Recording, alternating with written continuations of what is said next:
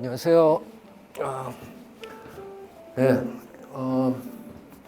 제가 R&D 데이를 시작한 게 저 오자마자였나요? 잘 모르겠는데 한 10번째쯤 되나? 10번째가 되나 안 되나 잘 모르겠습니다.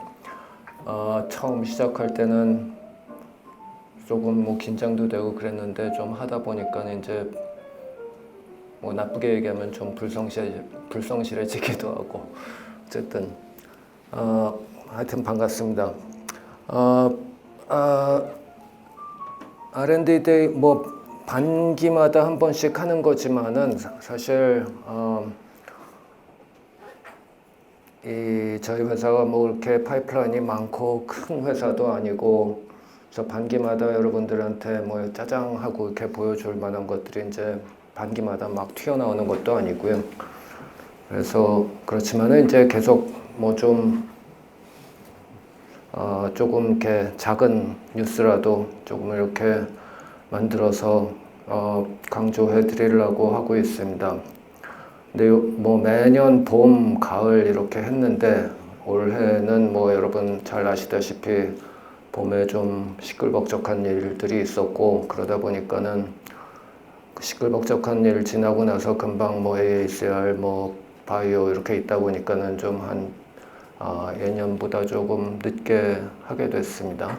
오늘 말씀드릴 부분들은 뭐 늘처럼 저희 세비더 플랜 저희 파이프라인 설명부터 시작해서 세비더 플래닛, 덴피본티닙, 아델, 와이오1, 598 그리고 그 밖에 다른 저희 디스커버리 과제들 관련된 얘기 조금 이렇게 말씀드리도록 하겠습니다. 크게 말씀드리자면 세비더 플래닛은 잘 아시다시피 한 2년 전에 ITP에서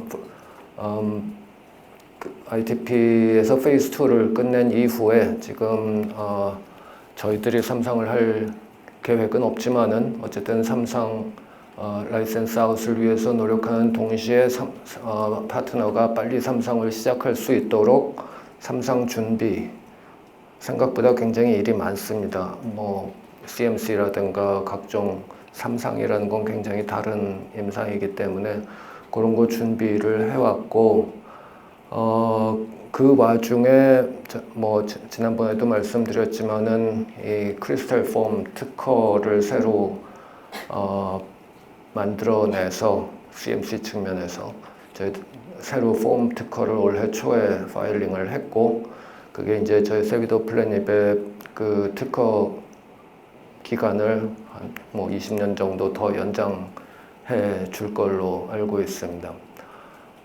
그거 말고는 올해 뭐 뉴스에 몇 번 나갔지만은 ITP 쪽에서 퍼스트 라인으로 쓸 수 있을 것이냐 뭐 이런 거를 한번 테스트해 보기 위한 그 연구자 임상을 곧 지금 IND 파일링 위해서 지금 준비 중이고 연말 정도에 시작을 할 수 있을 것 같습니다.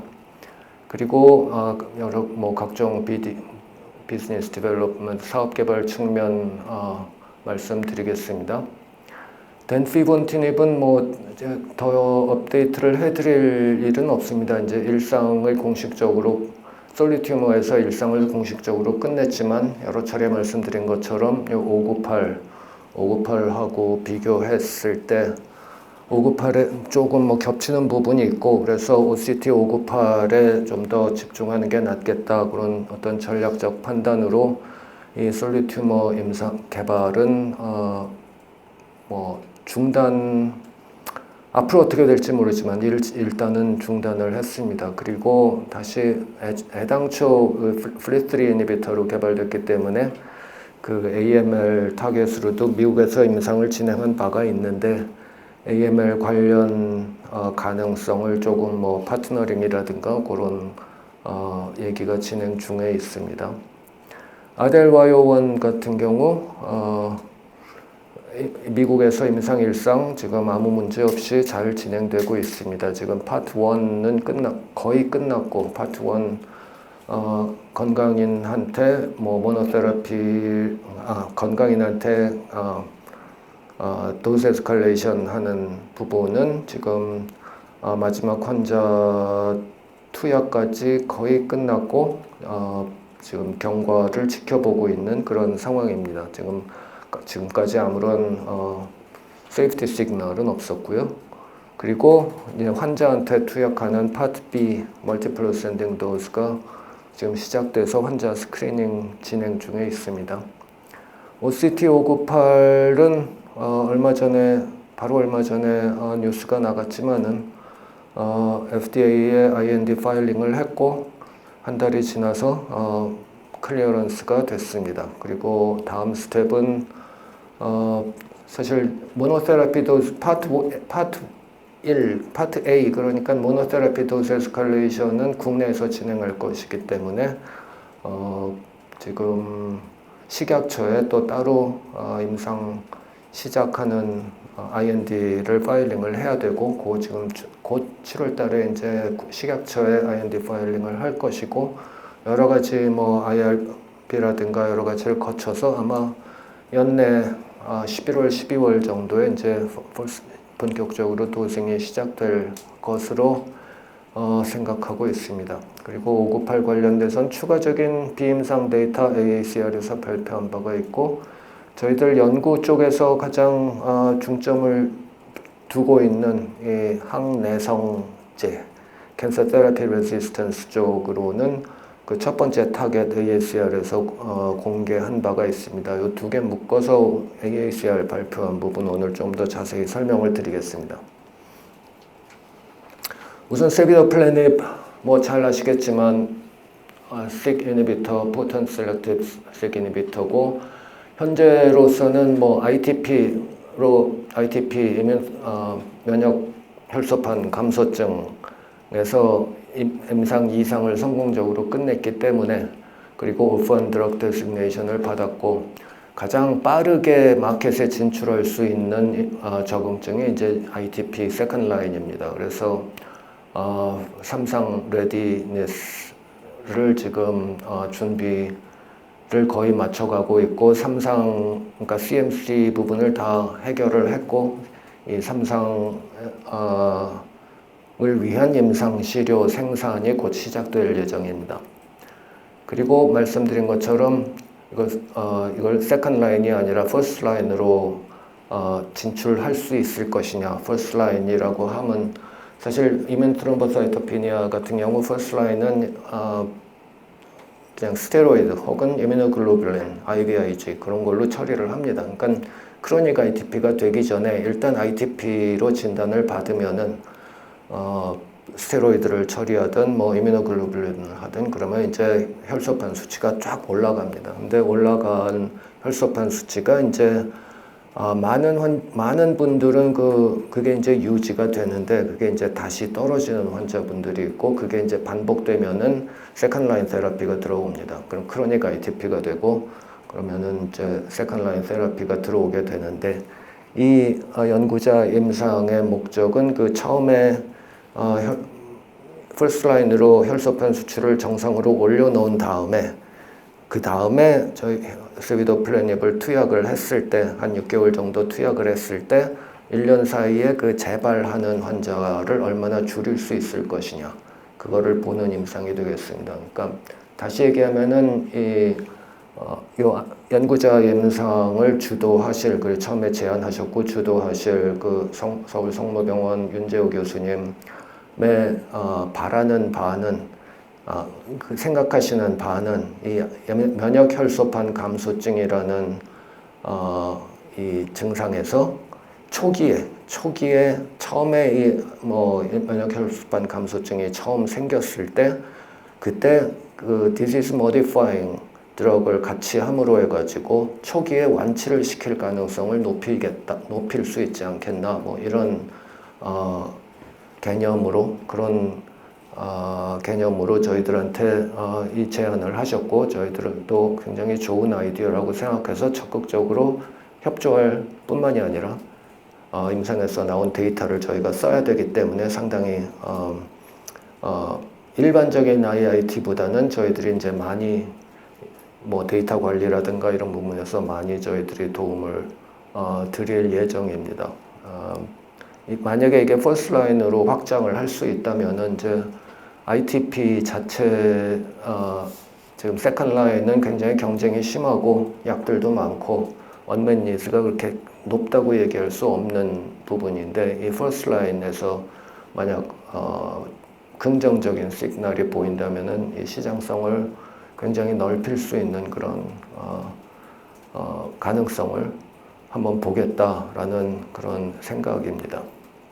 그거 말고는 이제 사실은 여러 가지 인디케이션으로 여러 가지 적응증으로 개발할 가능성이 있는데 요새 글로벌하게는 이 I&I, 그러니까 인플레이션, 이뮨 디지즈 쪽이 굉장히 핫한데 핫한 이유가 기존에 한 가지 드럭으로 이제 여러 가지 적응증으로 개발할 수 있는 가능성 때문입니다.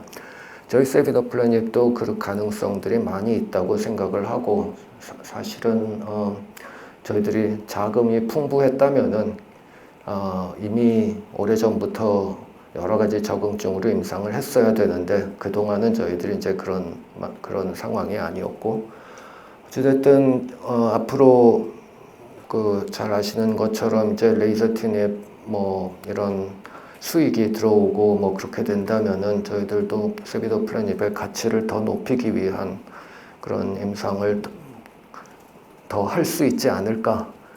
지금 ITP로 빠르게 시장에 진입하고 나서 그 이후에 여러 가지 적응증 확장의 가능성이 있다. 이게 이제 이런 게 저희들이 볼 때는 세비더 플래닛에 큰 가치를 두고 있습니다. 언론이나 시장에서 어떻게 생각하든 저희들은 그렇게 생각하고 있습니다. 그래서 사실은 파트너링 관련돼서는 사실은 재작년에 페이스 2, ITP 페이스 2 결과가 나온 이후로 여러 가지로 노력을 해왔고 많은 포텐셜 파트너들하고 이제 얘기가 있었지만 우선은 이 ITP 세컨드 라인 가지고는 빅파마는 관심이 없다. 그게 첫 번째입니다. 왜냐면은 저희들 자체적으로 그 시니어 셀프, 다른 컨설팅 펌에 의뢰해서 NPV를 마켓 리서치를 해봤을 때도 미국에서의 그 최대 픽 세일이 한 300밀리언, 330밀리언 그 정도로 나왔습니다. 물론 여러 가지 가정을 집어넣어서 계산해봤을 때, 근데 글로벌 회사들은 그 픽 세일이 빌리언 이상은 돼야지 관심을 갖지 330밀리언 이 정도는 글로벌 회사에서 전혀 관심을 가질 만한 그런 에셋은 아닙니다. 그래서 그게 첫 번째고 그거 말고는 이제 그 리전 여러 가지 이제 각 리전에 있는 작은 회사들 그리고 주로 그런 회사들은 이제 물론 주로 이제 유럽이나 미국의 어떤 일종의 그 영업망을 가지고 있고 어떤 스페셜티 파마로 영업망을 가지고 있고 헤마톨로지라든가 이런 쪽 영업 그런 쪽으로 작은 약들을 실제로 이제 팔고 있는 그런 회사들에서 ITP를 얹어가지고 더 커머셜라이제이션을 하겠다라는 그런 회사들하고 이제 여러 회사들하고 이제 얘기를 했지만은 그런 회사들은 사실 자체적으로 리스크를 안고 어떤 새로운 적응증의 프루프 오브 컨셉 임상을 하고 그런 회사들은 아닙니다. 이 회사들은 그 리스크가 거의 없는 리스크가 없어진 그리고 허가 임상 정도 그런 거 해서 마케팅하고 그 세일스에만 관심 있는 회사들이기 때문에 사실 그런 회사들은 이 ITP를 가지고 ITP 드럭으로 팔겠다라는 생각이지 사실 이런 인디케이트 적응증을 확장하고 가치를 더 키워나가겠다 이런 생각을 하는 회사들은 사실 쉽게 찾기가 쉽지 않습니다. 그러다 보니까는 이제 그런 회사들하고 얘기를 하다 보면 저희들이 보는 세비더 플래닛의 밸류와 그런 회사들이 보는 밸류가 이제 갭이 많이 있고 그러다 보니까 이제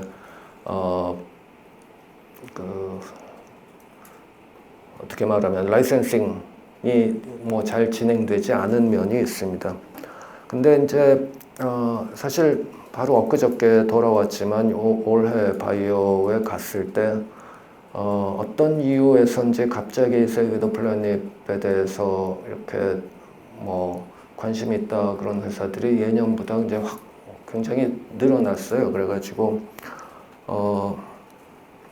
뭐 어떻게 보면 그 사업 개발을 다시 시작하는 리부팅하는 그런 계제인데 그 회사들이 지난번 예전에도 몇 번 말씀드렸지만 그 좀 이렇게 캐테고리가 다른 몇 가지 캐테고리 한 두 가지 정도 크게 캐테고리가 있습니다. 첫 번째는 이 ITP를 가지고 빨리 허가를 받아서 팔겠다 그런 회사들 아직도 있고요. 그런 회사들 중에 이제 어떤 ITP 임상할 때 어떤 리전, 뭐 유럽이라든가 아니면 일본이라든가 어떤 그 리저널 라이트를 가지고 뭐 임상에 참여해서 뭐 같이 공동 개발하자 뭐 이런 파트너들이 있고, 그리고 요번 바이오에서 좀 특이했던 거는 이 RA 뭐 류마토이드 아스트라이티스 쪽에 관심을 가진 회사들이 꽤 있었습니다. 그 이유 뭐 RA 같은 경우는 잘 아시겠지만 한 3년 전에 3, 4년 전에 이상에서 실패를 했었고, 그렇지만은 저희들이 보여준 거는 RA 전체 환자 대상으로는 효능이 전혀 없었지만은 그 RA의 서브그룹, 저희들 뭐 소위 얘기하는 초기 RA 환자들, 얼리 RA 환자들, 즉 다른 치료제에 잘 안 듣지만 증상은 아직 초기인 환자들, 그게 이제 RA 증상 은 아직 초기인데 다른 약이 안 드는 그 환자들, 그 당시 임상했을 때 이제 전체 160명 중에 60명이 이제 그런 disease activity가 뭐 5.1, 그러니까 중등증이라고 이렇게 얘기하는 그런 60명 정도가 중등증 환자였는데, 그 환자들의 그 서브그룹을 봤을 때는 세비도플래닙이 400mg 도수에서 분명히 통계적으로 유의미한 효능이 있었거든요. 그러다 보니까는 이제 그런 데이터에 근거해서 이번 바이오에서 한 3회사, 4회사 정도가 RA 쪽에 요새 얘기하는 그 프리시전 이뮤놀로지, 이 정밀 면역학, 사실 이런 환자 맞춤형 어떤 약을 개발한다 그런 건 이제 주로 캔서 쪽에서는 오랫동안 그렇게 해왔지만은 다른 디지즈 에리어에서는 그렇게 흔하게 있는 일이 아니었는데, 최근 이제 이뮤놀로지 쪽이 굉장히 활발해지면서, 이뮤놀로지 쪽 신약 개발이 굉장히 활발해지면서 이 한 약 가지고 모든 RA 환자들을 대상으로 개발하는 게 아니라 그 RA 중에서도 어떤 바이오마커를 기반으로 그 환자 선정을 해서 그 서브그룹에 잘 듣는 약을 개발하겠다 그러는 이제 프리시전 이뮤놀로지 어프로치가 상당히 많은 관심을 받고 있고, 사실 저희들 세비도플래닙이 그런 환자 서브그룹에서 이미 효능을 보였었기 때문에 그 서브그룹을 대상으로든 아니면은 그 따로 동반 진단을 개발해서 그 환자 서브그룹 그 프리시전 이뮤놀로지로 개발을 하겠다라는 그런 생각을 가지고 이제 얘기를 시작하는 파트너들이 좀 있었습니다. 그래서 특히 이제 뭐 요새 한참 얘기 많은 AI 뭐 이런 걸 써서 AI로 뭐 환자들 분석해서 뭐 그런 서브그룹을 찾겠다, 뭐 반응을 할 수 있는 서브그룹을 찾겠다, 그런 회사들이 좀 있었고, 그래서 앞으로 세비도플래닛 개발 방향은 이 ITP로 빨리 허가까지 갈 것이냐, 아니면은 이제 RA 쪽으로 그런 프리시전 이뮤놀로지로 갈 것이냐, 시도해 볼 것이냐, 그런 아니면 두 가지 다 동시에 해볼 수 있을 것이냐, 그런 것들을 가지고 지금 앞으로 사업 개발이 진행될 예정입니다.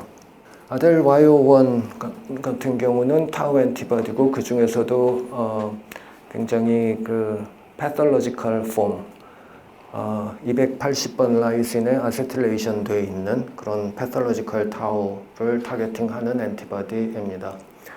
뭐 지난 여러 번 말씀드린 바 있지만은 작년 10월에 UCB사에서 개발하고 있는 비프라네마비 이 MTBR 타우 중에서도 이 N터미널 잡는 타우들은 다 예전에 이제 실패를 했었고요. 그 이후에 이제 많이들 학문적으로도 뭐 많이 밝혀진 부분이 N터미널 타우는 잡아봐야 아무 소용이 없다. 그래서 타우의 이 중간에 MTBR이라는 그 부위를 잡아야지 알츠하이머의 효능이 있을 것이다. 그런 학술적인 거의 결론이랄까요? 그런 컨센서스는 이미 있었습니다. 그런데 이제 그 타우의 중간 부분인 그 MTBR, mid-region MTBR를 잡는 엔티바디로는 최초로 작년 가을에 UCB의 비프라네마비라는 물질이 페이스 2 데이터를 공개를 했고 거기서 일종의 뭐 효능이 썩 훌륭하지는 않았지만은 어쨌든 MTBR 타우를 잡으면은 효능의 가능성을 기대할 수 있다. 그리고 proof of concept을 발표를 한 바가 있습니다. proof of biology랄까 뭐 그런 UCB사의 비프라네맵이 그런 가능성을 보여준 이후로 이 MTBR 타우에 대한 관심이 굉장히 높아졌고요. 사실 MTBR 타우를 임상 개발 중인 회사는 몇 개 없습니다. 한 4개, 저희가 알고 있기로는 4개, 4개사 정도이고 그 중에 파트너링이 안 돼 있는 빅파마와 파트너링이 안 돼 있는 MTBR 타우 엔티바디는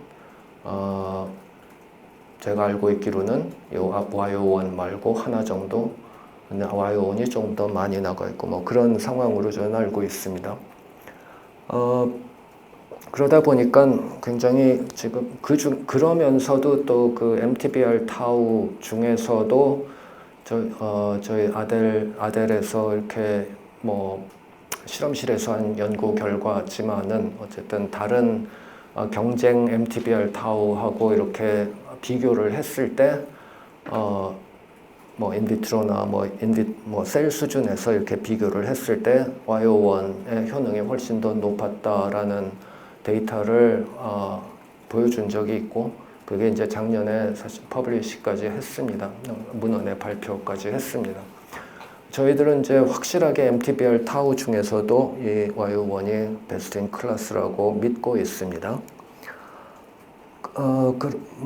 그렇게 또 저희들이 주장을 하는 게 어느 정도 받아들여지고 있고 그러다 보니까는 지금 파트너링 디스커션이 상당한 정도까지 지금 진행되고 있습니다. 물론 이제 이거에 대해서 저희들이 공개할 수는 없고 저희들 애시당초 목적이 페이스 2 이상 들어가기 전에 라이센스 아웃 하는 게 목표였는데 지금 진행되는 걸로 봐서는 뭐 가능하지 않을까 뭐 그렇게 생각하고 있습니다. 사실 저희들이 이상을 할 수 있는 알츠하이머에서 이상을 할 수 있는 그런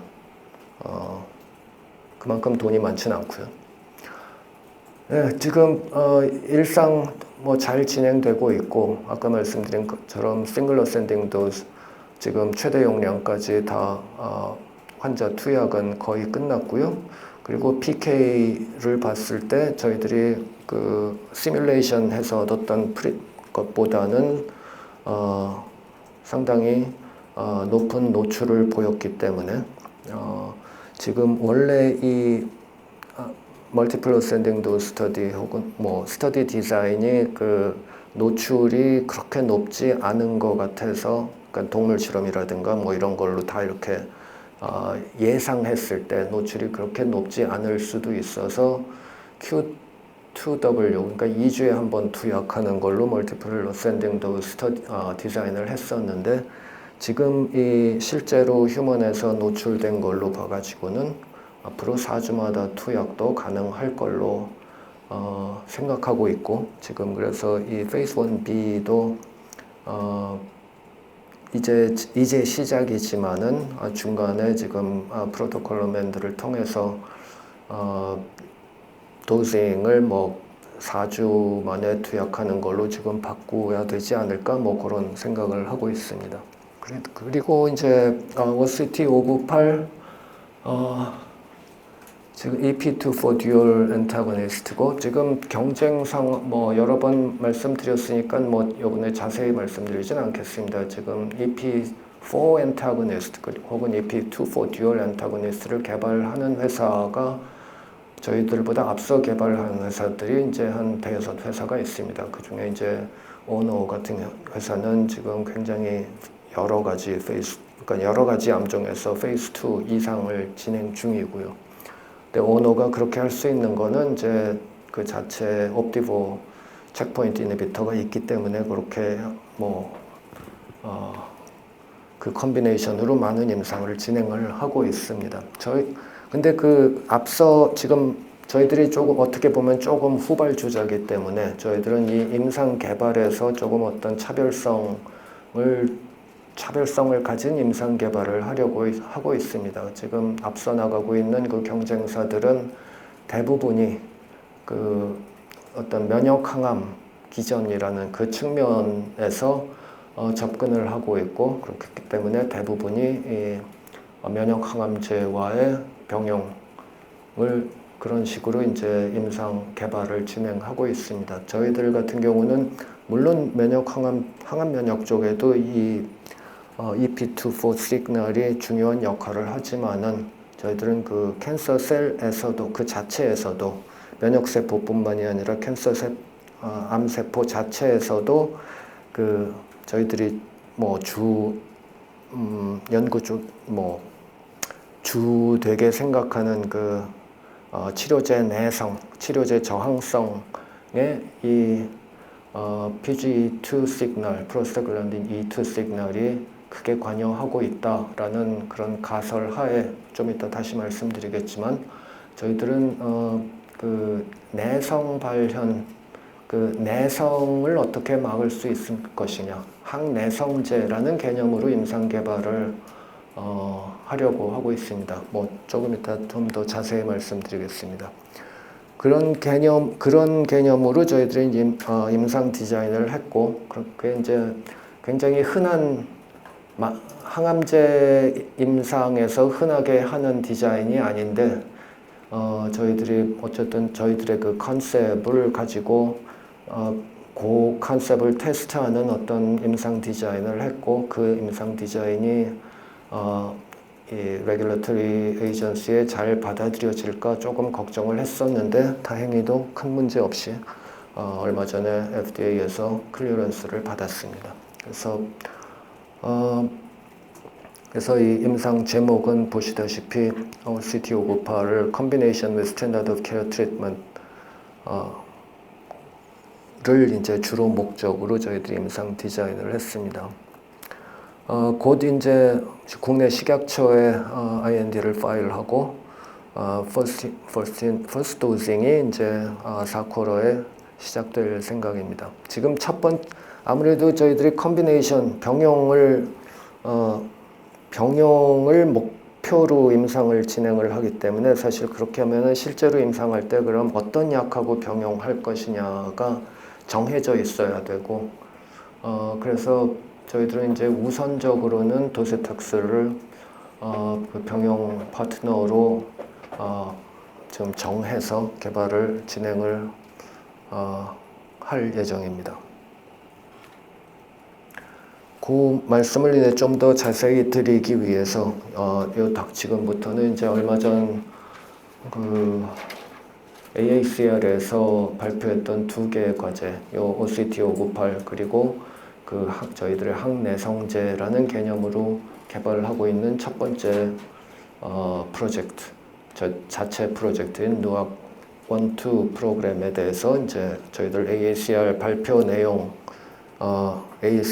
내용을 기반으로 조금 더 설명을 드리겠습니다. EP2, OCT598은 아까 말씀드린 것처럼 EP2, EP4에 대한 엔타고니스트고요. EP2, EP4라는 타겟은 프로스타글랜딘 E2가 작용하는 그런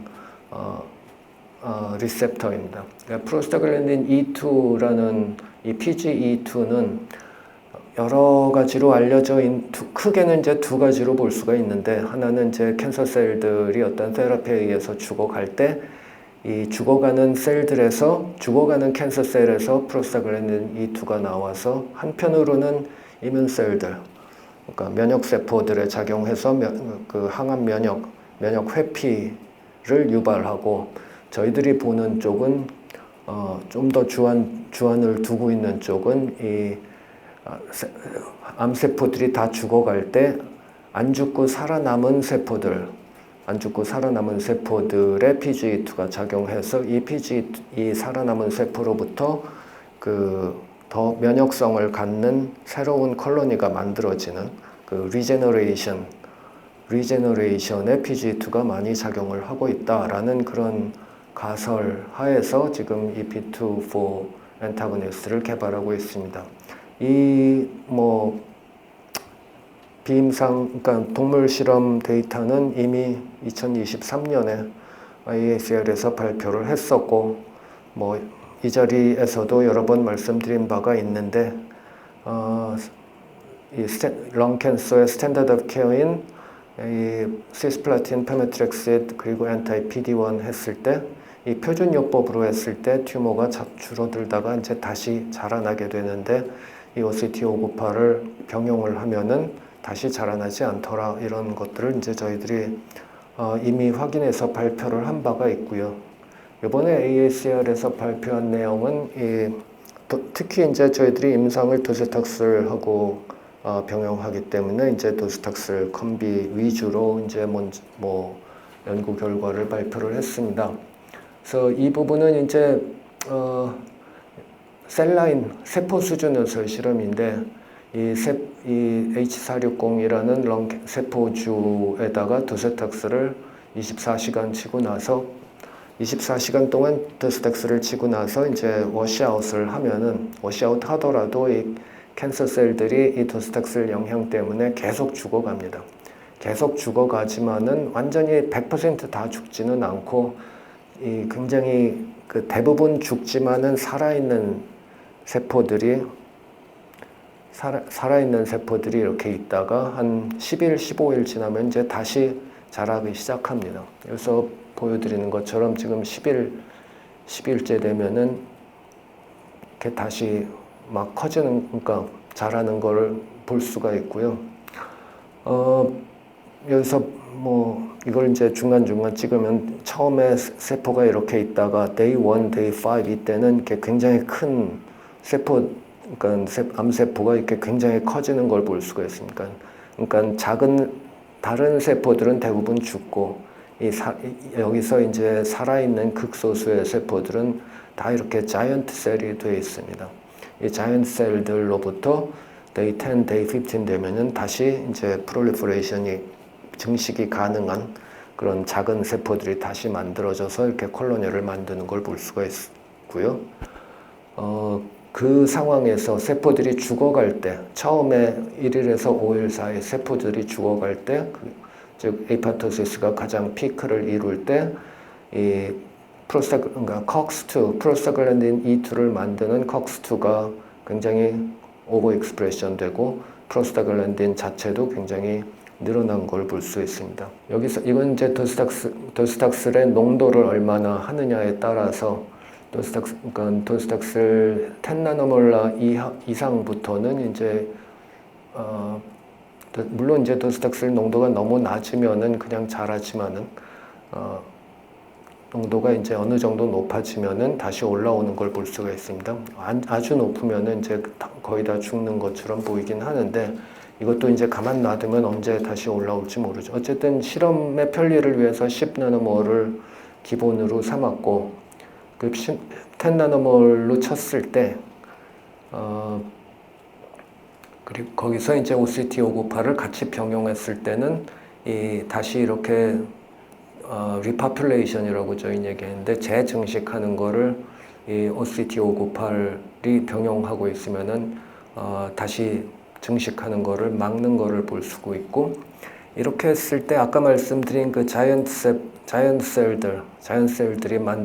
자연셀들이 만들어지는 데까지는 이 598이 있으나 없으나 큰 차이가 없지만 이 598이 있을 때는 이 자이언트 셀들이 만들어진 상태에서 자이언트 셀에서 다시 증식하는 세포들이 나오는 거를 막고, 그런 일들이 이제 안 벌어지고 있는 거를 이제 볼 수가 있습니다. 그래서 OCT598의 역할은 이 폴리플로이드 셀이 만들어지는 데는 큰 영향을 안 주지만 폴리플로이드 셀에서 다시 다이플로이드 셀이 만들어지는 거를 막고 있는 게 아닌가, 뭐 그렇게 보이고 있습니다. 뭐 DNA 컨텐츠를 보더라도 도스텍스를 친 다음에 day 1, day 2에는 이제 대부분의 살아있는 세포들은 폴리플로이드 셀들인데 여기까지는 똑같습니다. 598이 있으나 없으나. 그렇지만은 이제 598이 없으면은 다시 증식을 하면서 다이플로이드 셀로 돌아오는데 598이 있으면은 대부분이 이 폴리플로이드 상태에서 그냥 사라지는 걸 볼 수가 있습니다. 그래서 이런 기전을 통해서 어떤 도스텍슬에 대한 저항성이 생기는 거를 막는다라는 생각이고, 사실 그거를 세포 수준에서 보여드리지만은 그거를 이제 동물 실험 수준에서 보여드리기는 그렇게 쉽진 않습니다.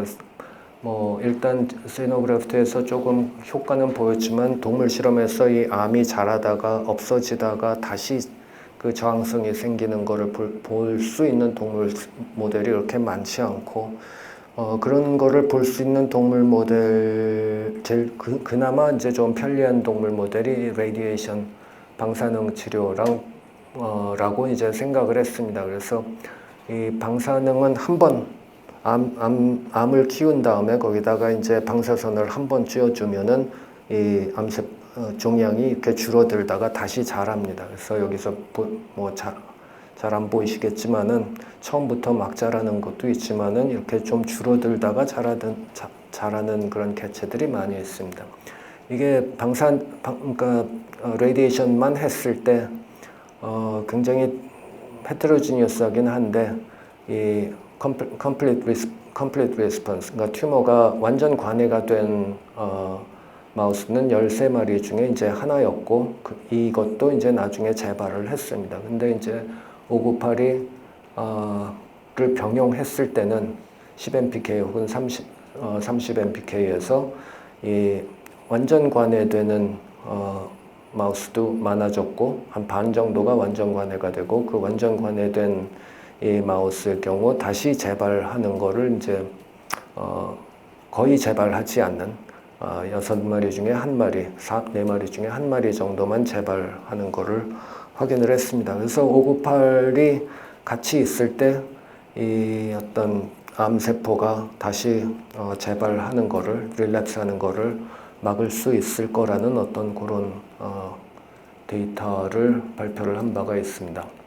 그래서 임상 디자인은 아까도 말씀드린 것처럼 일단 사실 모노테라피로 시작할 수밖에 없지만은 이 모노테라피로 도스 에스컬레이션을 하면서 이 파트 A가 다 끝나기 전에, 사실 저희들은 병용의 목적이고 모노테라피 단독요법의 어떤 그 MTD 같은 거를 저희들이 구하는 건 아무 의미가 없기 때문에 이 단독요법에서 도스 에스컬레이션을 하다가 안전성이 확인된 도스에서는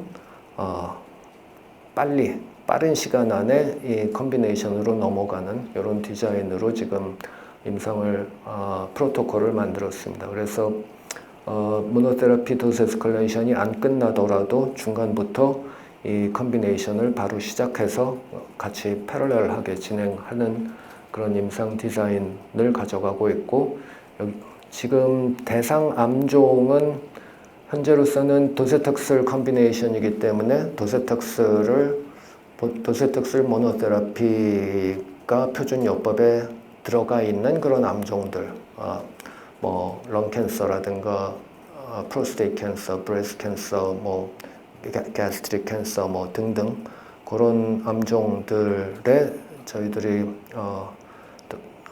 컨비네이션 도스탁스 컨비네이션의 도스 에스컬레이션을 할 예정이고, 그 중에 이제 뭐 좋은 혹시라도 굉장히 좋은 효능을 보이는 특별한 암종이 있다면은 도스 익스펜션을 컨비네이션 도스 익스펜션을 할 예정이고, 일단 도스탁슬로 시작하지만은 이 컨비네이션에 대한 독성 이런 데이터가 점점 안전성 데이터가 점점 쌓이면은 이제 조금 더 다른 표준 요법하고의 컨비네이션도 같이 추후에 계속 진행할 그럴 계획을 가지고 있습니다. 그래서 일상이지만은 사실은 앞으로 굉장히 큰 임상이 될 수도 있는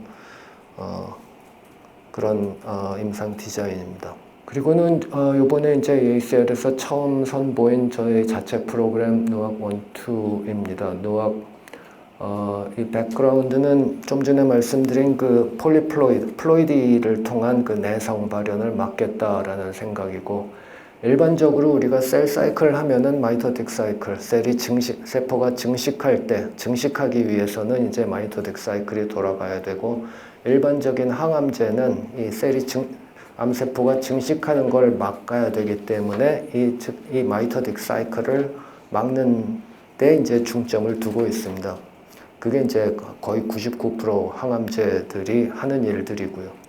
근데 이건 말을 시작하면은 2시간짜리 강연이 되겠지만, 간단하게 말씀드리면은 어떤 항암제 이 암세포의 증식을 막는 혹은 암세포를 죽이는 그런 항암제를 썼을 때 이 마이토틱 사이클이 멈추게 되고, 이 마이토틱 사이클이 멈추면은 이 세포는 이 플로이디 사이클로 들어간다라는 연구 결과들이 많이 있습니다. 그러니까 이건 암세포뿐만이 아니라 많은 세포들이 혹은 단세포 생물들이 좋은 환경에서는 막 증식을 하다가 굉장히 스트레스풀한 환경이 되면은 증식을 멈추고 이 DNA 컨텐츠를 막 늘립니다. 내부적으로 엔도사이클이라고 하는데, 그래서 그 플로이디가 높아지면은 그 플로이디가 높을수록 이 스트레스에 대한 저항성이 굉장히 높아지고요. 근데 거기서 폴리플로이드로 그대로 가만히 있는 게 아니라 거기서 이 많아진 이 DNA들을 이제 다시 섞어서 새로운 생명체를 만들어냅니다. 새로운 플로이드 리덕션을 통해서 새로운 생명체를 만들어서 다시 증식이 가능한 그런 이제 다이플로이드 혹은 파라다이플로이드 셀들을 만들고, 그렇게 처음에 만들어지는 그 다이플로이드 셀이 이제 스템셀, 캔서 컨텍스트에서 이제 캔서 스템셀이 되는 거고, 그 스템셀이 이제 다시 자녀들을 만드는 새로 콜로니를 만드는 이 과정을 거쳐서 항암제에 대한 내성이 생긴다라는 게 저희 생각이고, 따라서 이 마이토틱 사이클을 잡는 그런 기존의 항암제와 이 플로이디 사이클을 잡는 저희들이 개발하는 어떤 항내성제 두 개를 병용함으로써 이 기존의 항암제의 효능을 훨씬 더 오래 지속시킬 수 있을 것이다 라는 기본적인 생각입니다.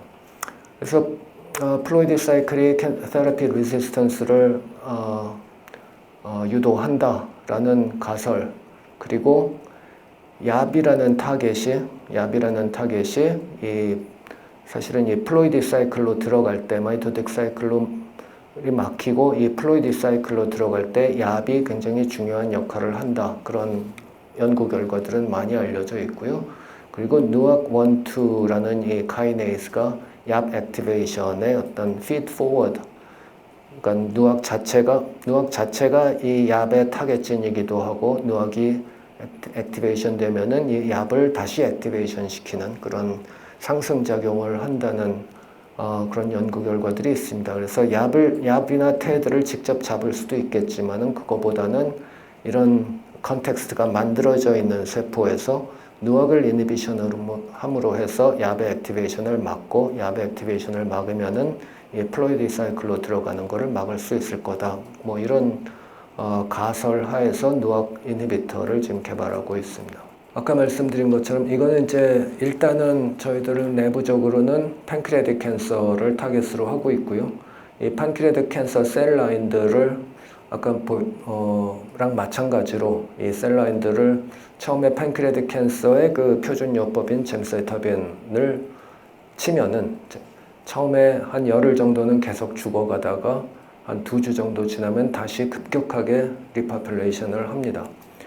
그렇게 할 때 이 리파퓰레이션, 그러니까 요 지금 요 잠복기에 보면은 이 야비 포스포야비 있다는 거는 야비 액티베이션 됐다는 얘기입니다. 그래서 요 잠복기에 보면은 야비 액티베이션 되어 있는 걸 볼 수가 있고, 잠복기가 지나면은 다시 야비 디액티베이션이 됩니다. 그래서 얍은 요 잠복기 처음에 플로이드 사이클로 들어가는 요 잠복기에 얍이 중요한 역할을 한다는 걸 확인할 수가 있고요.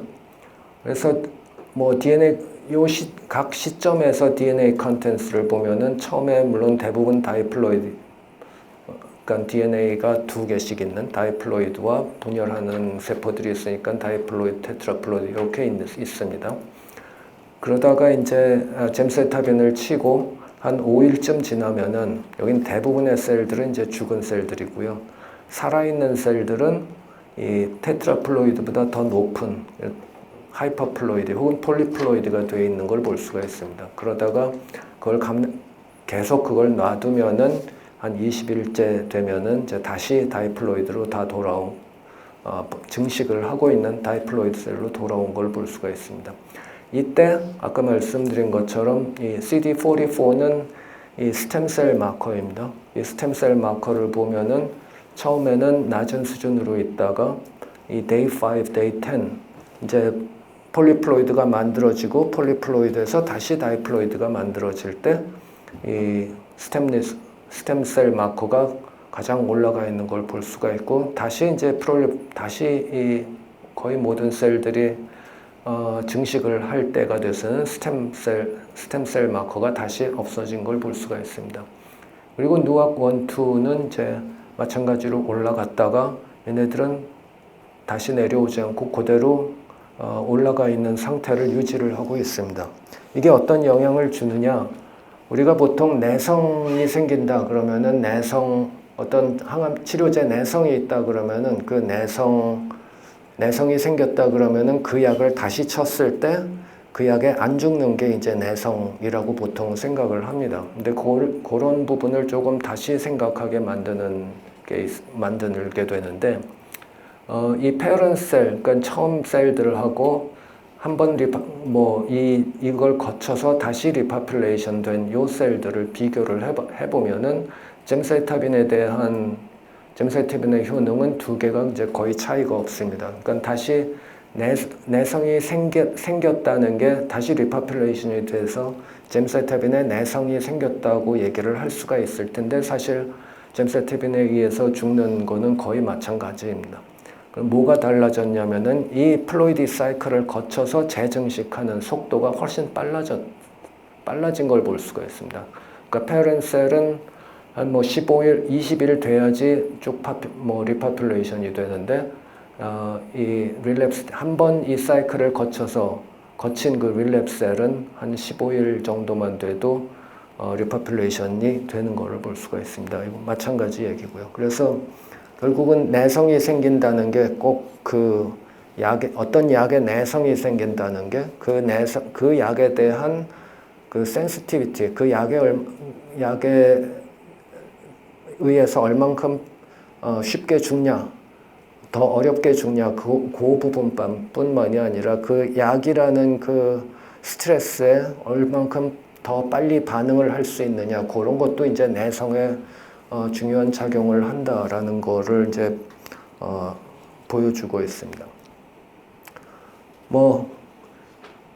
저희들이 현재 툴 컴파운드로 지금은 선도물질 수준입니다. 지금 누악 1, 2 듀얼 이니비터를 개발하려고 하고 있고, 그 중에 이제 저희들 선도물질 수준, 리드 수준인 이 4899는 프로파일은 다음과 같고, 좀 전에 보여드린 그런 컨텍스트에서 이 4899가 같이 있으면은 이 리파퓰레이션을 거의 완벽하게 막은 거를 볼 수가 있습니다. 그리고 뭐 이건 2D 컬처고 3D 컬처에서도 뭐 마찬가지로 잼사이타빈 컨비네이션으로 했을 때 이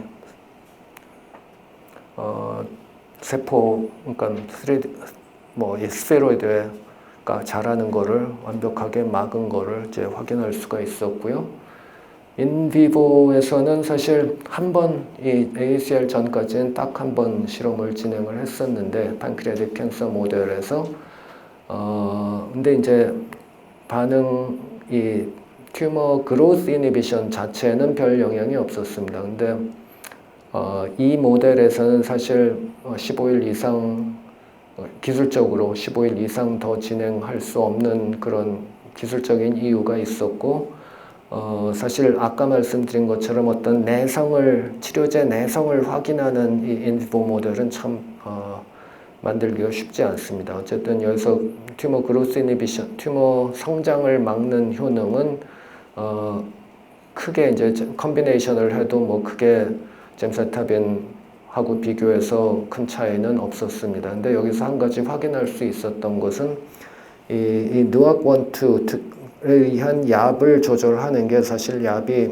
그 파이브로시스, 섬유화에도 굉장히 중요한 역할을 하기 때문에 저희들이 팬크리아틱 캔서를 타겟으로 하는 이유 중에 하나가 항암제 내성에도 관여가 되지만은 누악이나 압이라는 게 이 췌장암이 굉장히 파이브로시스가 심한 그런 암종입니다.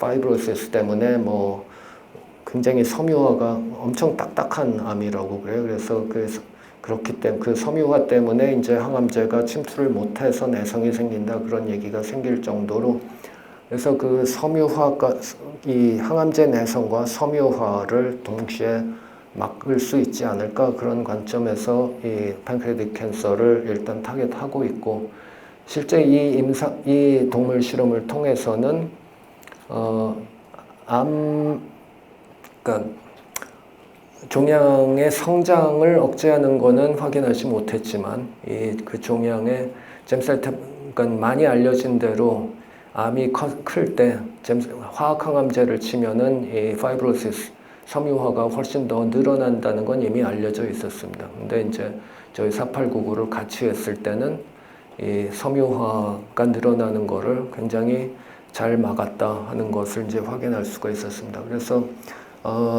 뭐 어떻게 보면 인비트로에서는 저희들이 내성이 생기는 거를 확실히 잼사이타빈에 대한 내성이 생기는 거를 막았다라는 거를 보여줄 수 있었고 인비보에서는 이 파이브로시스 진행되는 거를 막을 수 있다는 것을 확인해서 뭐 ACR에서 발표를 했고 여기서 한 가지 더 말씀드릴 점은 이제 저희들이 아직 공식적으로 파이프라인에 올려놓은 상태는 아니지만 이 누악 같은 프로젝트는 지금 누악 1 셀렉티브 컴파운드 그러니까 누악 1 셀렉티브한 프로젝트가 따로 있고 누악 1, 2 듀얼로 개발하고 있는 프로젝트 이렇게 두 개가 있습니다. 그래서 현재로서는 이 누악 1 셀렉티브한 물질은 파이브로시스 쪽으로 저희들이 개발을 하려 하고 있고 누악 1, 2 듀얼은 이 항내성, 항암제 내성 그런 쪽으로 개발을 하려고 하고 있습니다. 지금 물질 자체는 누악 1 셀렉티브한 컴파운드가 거의 뭐 후보 물질에 가깝게 지금 개발이 되고 있는 상태고 이 누악 1 셀렉티브한 사실은 이제 섬유화다 그러면 섬유화를 억제한다 그러면은 사실은 많은 질병들이 섬유화가 중요한 역할을 하고 있지만은 사실 섬유화를 직접 억제하는 기전을 가지고 어떤 질병을 도전할 것이냐 하는 건 또 상당히 다른 문제입니다. 많은 회사들이 지금 섬유화 기전을 가지고는 이제 맨 처음에 들어가는 게 이제 IPF idiopathic pulmonary fibrosis, 그러니까 렁 폐 섬유화를 이제 주로 많은 회사들이 타겟을 하는데, 그러다 보니까 이 IPF 쪽은 경쟁도 굉장히 심하고, 사실 IPF 쪽은 이 동물 모델이 또 거의 뭐 블리오마이신 모델 하나밖에 없고, 그러다 보니까는 사실 뭐 페이스 2까지 가기 전에는 내 물질이 다른 경쟁사 물질보다 더 좋다. 실제로 페이스 2 데이터가 나오기 전까지는 그거를 증명할 수가 없어요. 그래서 IPF로 간다 그러면은 페이스 2A, 최소한 페이스 2A 혹은 페이스 2B까지 해야 돼. 직접 끌고 가야 될 그럴 각오를 해야 되는 거고. 그래서 저희들은 IPF 말고 다른 섬유화 관련 적응증을 지금 고려를 하고 있고, 그러니까 지금 물질 자체는 거의 후보 물질 수준에 있지만은, 지금 이걸 가지고 어떤 적응증을 도전할지는 그런 어떤 트랜슬레이셔널 리서치 같은 것들을 올해 진행할 예정입니다. 그래서 저희들이 어떤 적응증으로 개발을 할지가 이제 확정이 되면은 뭐 곧 아마도 올 연말 혹은 내년 초 정도면은 그 적응증에 대한 어떤 결과를 볼 수 있을 거라고 생각을 하고, 조금 더 계획을 구체적으로 말씀드릴 수 있을 것 같습니다. 그리고 현재로서는 이 좀 전에 말씀드린 항암제, 항내성제 이런 쪽은 지금 누악1, 2 듀얼 이니비터를 지금 개발하고 있습니다. 그거 말고 이제 이런 캔서 테라피 레지스턴스, 저희들은 이제 CTR이라고 얘기하는데, 캔서 테라피 레지스턴스, 이런 플랫폼, 항내성제라는 이 개념의 어떤 플랫폼을 저희들이 지금 구축해 가고 있고, 그 플랫폼 안에는 현재 진행 중인 프로젝트들이 이제 한 3개 정도 있습니다. 아직 공개하지 않은 부분들이고, 그리고 그것 말고도 이제 좀 앞으로 더 스크리닝을 통해서 더 많은 프로그램들이 시작될 예정입니다. 그래서 뭐 지금 임상 파이프라인, 앞에서 말씀드린 임상 파이프라인들하고는 별개로 저희 자체적인 연구는 계속 말씀드려온 이 항내성제 개발에 포커스돼 있다, 이렇게 말씀드리고, 그 결과들이 앞으로 이제 하나씩 둘씩 이렇게 조금씩 더 이제 많은 부분들이 공개가 될 예정이니까 관심을 가지고 지켜봐 주시기 바랍니다.